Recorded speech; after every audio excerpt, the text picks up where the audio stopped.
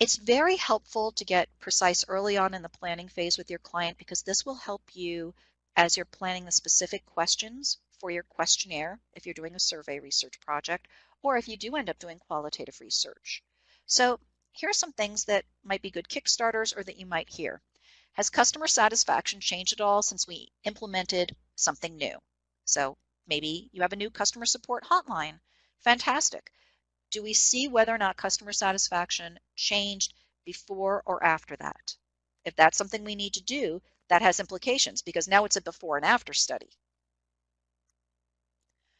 Are customers of Model A more or less satisfied than customers of Model B? I've seen this in many studies. A company has multiple models or SKUs. They want to understand whether or not satisfaction varies by model. Are customers served by our urban area locations more or less satisfied than those served by our suburban or rural locations? So does your client have any hypotheses about whether or not satisfaction varies by geography? That could be a really practical thing to get out of this kind of project. Maybe you have a new billing format and you want to get feedback on that. So there are a lot of different things you might need to understand. So let's do a quick little mini case study. Let's imagine that you're now the customer insights manager for Ya-Ya Yogurt. Very hypothetical here. A chain of organic frozen yogurt shops.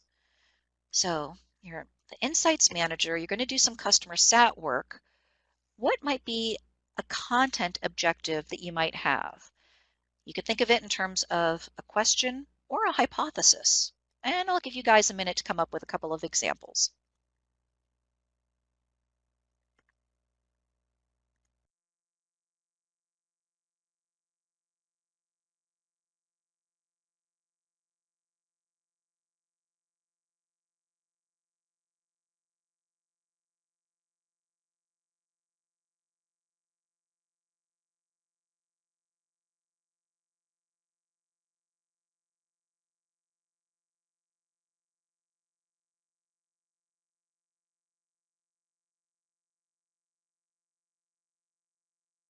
Now let's see if we can get one or two more. I probably should have warned you folks, I always make students do real work. Oh, you guys are fantastic. I love this. So Maureen has, yeah, well, we want to see whether or not there's a correlation between customer satisfaction and the types of flavors or toppings offered, right? This one is super actionable because I would imagine that for inventory costs, having 30 toppings, like one of the shops near us, they've got like 50 different toppings. I've got to imagine that's a nightmare for inventory control. So they may very well want to know, hey, do we really need to have all 50? Or, maybe it's not so much about the variety of toppings, maybe it's more about the flavors. So we can cut back on the toppings and keep the flavor variety. So that's an awesome, practical, actionable way to use this kind of research. I love this one from Maggie as well. So, are they more satisfied with a self-serve versus being served by an employee, right? Because you see those differences in different chains. So that could be awesome. So that would be an interesting case. Now, that might be a case where maybe Ya-Ya is self-serve and some of its competitors are not. And so they could actually be doing customer satisfaction research with multiple brands. So maybe they do an online survey and they identify whether or not people have purchased Greek yogurt at a Ya-Ya versus 2 or 3 of its competitors. And then we can say, okay, some of these competitors are self-serve, some of them are served by a waiter or waitress. Let's see whether or not there's a difference in satisfaction by those formats. So those are awesome hypotheses. And you can already see that depending on what the hypotheses are, depending on what the content is, you're going to have some really great content for the actual scripting of your questions. So a hugely beneficial exercise. Sometimes we do this in terms of hypotheses too. I'm running a little bit late, so I'm not going to read through every one of these. These are, of course, in the slides, which are available on the training portal. I happen to be a fan of this. When a client can tell me what their hypotheses are in the form, or what their objectives are in terms of a hypothesis, I always feel like there's a level of specificity in their thinking that is helpful.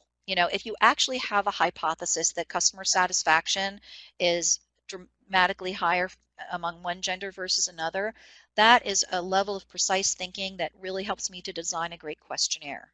I was probably going to capture gender information anyway, but maybe I wasn't, right? Maybe this was a B2B study and I didn't think gender mattered. Well, if I have a hypothesis, That's going to help make sure that I have the right variables captured in my questionnaire. So again, I can state my content objectives in terms of questions or hypotheses. Now let's talk about the application. So I said before that we have to understand both the content of what we want from the study, but we also have to understand how they're going to use it. So what are you going to do with what you have learned about your customers' satisfaction and loyalty?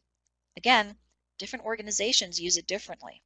So let me share with you the most common scenarios that I have personally experienced in my many years of doing customer sat research. First of all, some organizations simply have organizational goals. Maybe something that the CEO likes to proclaim at their annual, in their annual report or annual meetings. We've got 95% customer satisfaction.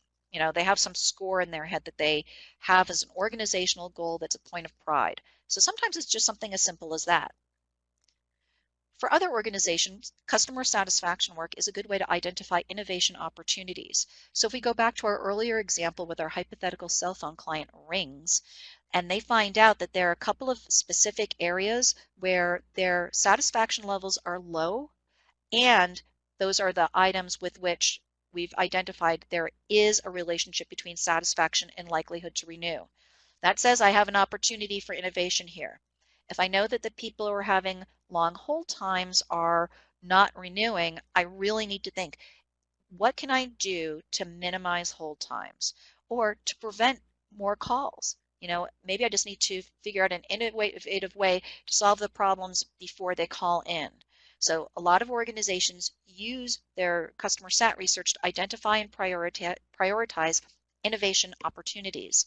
Third, executive bonuses. A lot of organizations use customer sat and loyalty metrics as part of the calculation for executive bonuses. For example, I once had a project for a few years where I was running a team. We did the quarterly customer sat tracking for a very large computer company. And every quarter they would look at the scores, and there were scores that were specific to different aspects of the computer experience. Satisfaction with the product's reliability, satisfaction with the so it's product reliability, performance, it's like speed, that sort of thing, satisfaction with their purchase process, and satisfaction with customer support. There might have been one or two others, but each of those things had different vice presidents, right? So the person who's responsible for customer support would have a measurement from this quarterly tracker that would show them whether or not overall satisfaction with customer support had gone up and down. What about the product features? Yeah, have the satisfaction with product features gone up or down? And then those satisfaction scores would be part of the calculation that determined that executive's quarterly bonus. So here's what happened in one case. One quarter, one of the scores dropped. I think it was the customer sat. So customer support. The customer support dropped. So my team and I go in to present to the client and we say, hey, everything's pretty steady, except we did see a drop in this one area. Thank you, Maggie. Exactly. So what do you think happened in that meeting? How do you think the VP of customer support reacted to me during that meeting? Was I her best friend? I was not her best friend that day. Luckily, I knew that she wasn't going to be happy, obviously, because I knew her executive bonus was about to get dinged. So I did let her know ahead of time, and we actually had a conversation which helped to diffuse it. But yes, absolutely, she was totally into what happened, what specifically happened. And here's the true confessions. Okay, true confessions of a market researcher. The true reality was that we had actually slightly modified the wording of one of the questions. Can question wording have an impact on the respondent's answers? What do you think?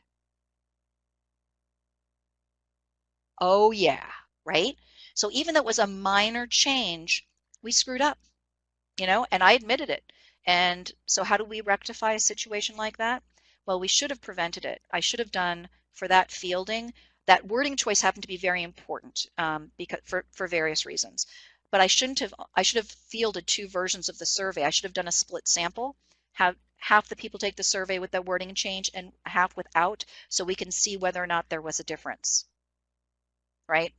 And so we had to work it out, but that is definitely an issue, right? So when you are So if you're doing customer sat tracking, you know, it's more common in really large organizations, but find out if it's going to get used for executive bonuses, just to have that sensitivity to how your work might be having an impact on people who have, frankly, budget influence.